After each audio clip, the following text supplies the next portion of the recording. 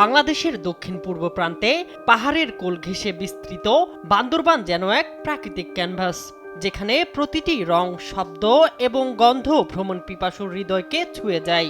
তবে বর্তমানে ঘুরতে আসা পর্যটকদের ভোগান্তির কারণ হয়ে উঠেছে যানজট। জেলার বাস স্টেশন, সাঙ্গু সেতু, ট্রাফিক মোড়, টানেল সহ বাজারের গুরুত্বপূর্ণ পয়েন্টগুলো এখন পরিচিত যানজটের কেন্দ্র হিসেবে। রাস্তার দুই পাশে সারি সারি পর্যটকবাহী বাস, ট্রাক আর টমটমের যত্রতত্র অবস্থান যেন নিত্যদিনের চিত্র।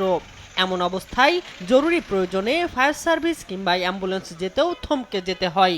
রাস্তার মধ্যে গাড়ি পার্কিং করে রাখে, যদি বরং দুর্ঘটনা ঘটে, আগুন লাগে, একটা ফায়ার ব্রিগেড ঢুকতে পারবে না। ট্রাকের পার্কিং, রিক্সার পার্কিং, এরপরে বাসের পার্কিং, বিভিন্ন পর্যটকের গাড়ির পার্কিং যদি করে রাখে, তাহলে এই রাস্তাটা তো চলাচলের উপযোগী থাকছে না। একমাত্র আরএফএল ক্লাস পাইপ নিশ্চিত করে প্রতি ইঞ্চিতে সঠিক থিকনেস ও সঠিক মাপ। পাইপের বস, না কিনলে লস। মেঘলা কিংবা নীলাচলের মতো প্রধান পর্যটন কেন্দ্রগুলোতে নির্দিষ্ট পার্কিং জোন না থাকায় রাস্তার উপরই অবৈধভাবে গাড়ি রাখেন চালকরা। এতে পর্যটন কেন্দ্রগুলোর স্বাভাবিক সৌন্দর্য নষ্ট হওয়ার পাশাপাশি তৈরি হয় যানজট। যত্রতত্র যে গাড়িগুলো পার্কিং করে রাখা হচ্ছে, এগুলোর কারণে আমাদের যে জনজীবন দুর্ভোগ পোহাতে হচ্ছে, কিন্তু সেখানে ট্রাফিক বিভাগ বা যারা কর্তৃপক্ষ আছে তারা যথাযথভাবে কোনো পদক্ষেপ নিচ্ছে বলে আমার মনে হয় না। পার্কিংয়ের কারণে আমাদের শহরের সৌন্দর্য নষ্ট হচ্ছে। আর পর্যাপ্ত পার্কিংয়ের জায়গা না থাকায় চালকদের নিয়ন্ত্রণ করা কঠিন বলে জানায় আইন শৃঙ্খলা বাহিনী।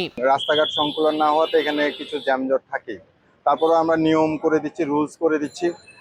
যেহেতু সম্পূর্ণভাবে কঠোর আইন প্রয়োগ করলে দরিদ্র জনগোষ্ঠী কষ্টও বেশি হবে, এই জন্য আমরা ওদেরকে বুঝায় শোনায় এবং কিছু কঠোরতার মাধ্যমে এটা নিয়ন্ত্রণ করার চেষ্টা করছি। একটি পরিকল্পিত ও যানজটমুক্ত শহর হিসেবে বান্দরবানকে টিকে রাখতে দ্রুত কার্যকর পদক্ষেপ নেবে প্রশাসন, এমনটাই প্রত্যাশা সবার। শামীম হোসেন, নিউজ ডেস্ক, দেশ টিভি।